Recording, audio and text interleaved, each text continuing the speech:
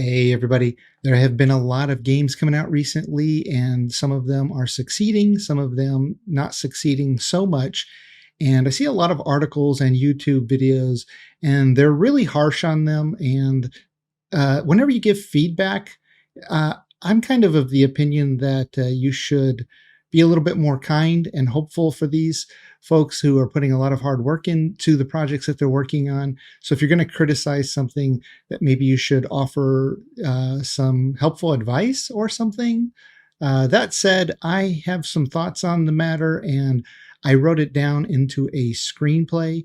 And so I want to go through that with you now. And I'm going to do that over some gameplay footage. So let's get into it. So why do some games fail while others succeed beyond expectation? Is it because some projects are overambitious and can't deliver on their promises? Could it be that some game developers ignore the importance of user feedback?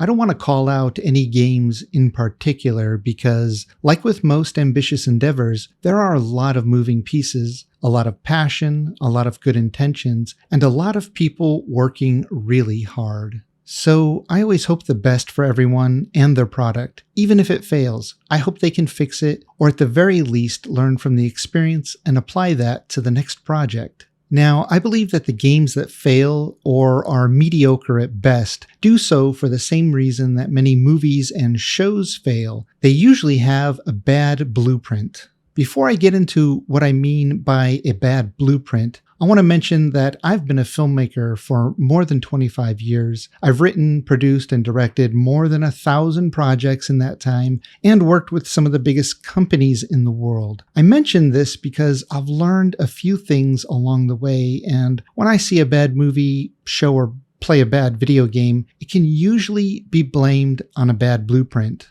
So what is a bad blueprint? For movies, it's a bad screenplay. Now, before a screenplay is written, we first write an outline and develop the main characters, the protagonist, antagonist, allies, enemies, gatekeepers, mentors, etc. Then we turn that into a treatment which details where the story starts, ends, and everything in between. Next, we write the first draft of the screenplay. Some think that a screenplay should have a minimum of 7 revisions before it can be considered good. The first draft is almost always referred to as a crappy first draft, and all subsequent drafts are usually not ready for production until you've reached 7 or more. This varies, of course, but I tend to agree with more drafts rather than fewer drafts. This is where you really start to flesh out the details of your story, characters, justify character actions, add twists and turns, and decide which scenes and characters need to be tweaked, combined, or deleted altogether.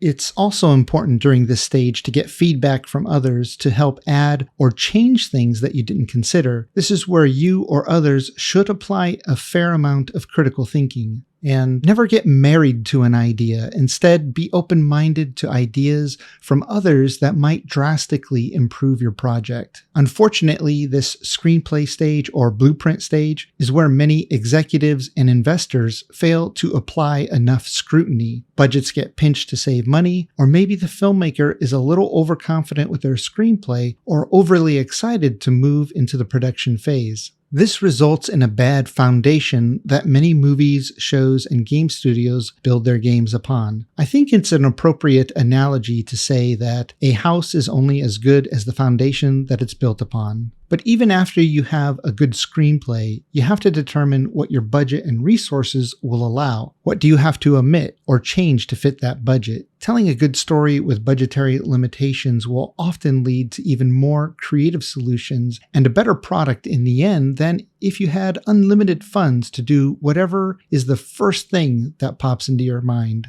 Now, making a movie or show has many layers to it where things can go wrong and result in a subpar product. However, you can increase your chances of success with a good screenplay, and I guarantee that movies and shows that do turn out to be good started with a good screenplay. So how does this relate to video games? Well, I've never made a video game myself, but I would like to. And before I ever write down one line of code or waste time building mechanics in a game engine, I'd want to have a good blueprint for the game, meaning where does the game start, where does it end, and what are the challenges along the way, very similar to a screenplay. What's the theme of the game? What's the story? Who will the player be in the game's story? Who are the enemies and allies they'll encounter? Who are the gatekeepers and what obstacles will players face? What will the player gain as loot drops, and how will they use these to improve their character and progress through the adventure? What gameplay loops are there? What mechanics will the game have, especially those that set it apart from other games? And what things have other games done well that should be mimicked or improved upon? I can't stress this point enough. I've seen so many games released recently that are either unaware or choose to ignore mechanics and interface options that other games have worked out or have iterated upon and improved over the years. Sure, someone could stumble upon something that is more fun or more intuitive, but over the last 45 years of playing games myself, I've seen them get better and become more fun and more intuitive over the years. If you're going to reinvent the wheel, do so at your own demise. That's not to say that you shouldn't be bold and try something new, but like we say with screenplays and filmmaking, if you're going to do something in a way that's not been done before, at least to be aware of what others have done, so you know that you are consciously choosing to do it differently instead of accidentally doing it wrong. I would suggest treating game development like making a movie. Write a synopsis, expand that into a treatment, and then write your screenplay equivalent, which would be the story or gameplay possibilities for players from beginning to end. I would also suggest working out before production as many loot drops, creatures, prefabs, and other assets that your game needs so you don't end up spending time and money on things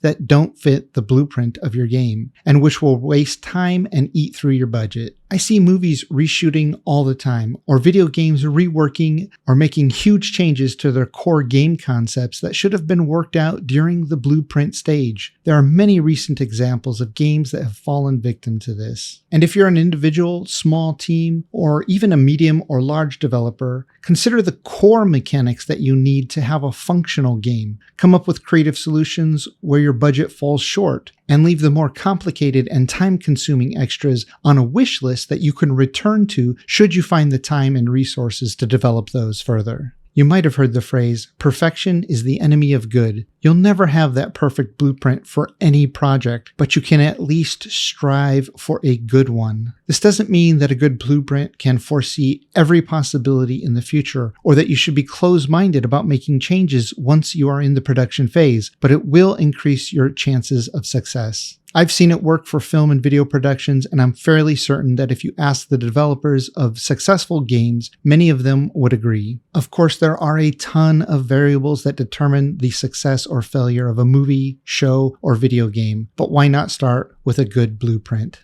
Now, you might think that all this talk about making a blueprint before you start an expensive and time-consuming project only makes sense. It seems obvious, but you'd be surprised how many projects actually just throw together some ideas and do only in the case of a movie or TV show, some very early drafts of screenplays and then rush them into production. So I can only imagine that the same is true for some video games. And especially if you're an investor, you really want to make sure that the blueprint screenplay project is planned really well, not just from the production of the project, but the actual content, because your money is literally on the line. So these are just some of my thoughts as a filmmaker of more than 25 years who is interested in making a video game, but who has also read a lot of articles and seen a lot of videos on video games, both the ones that have succeeded and the ones that have failed. I'd love to hear your opinions on the matter as a player. And if there are any game developers watching this, I'd love to hear your thoughts as well. I'm really just processing all of this information in my head, putting it out there for others to think about, and really would like to learn more about it since most of my experience is as a filmmaker. All right, that's it for now. Have fun out there.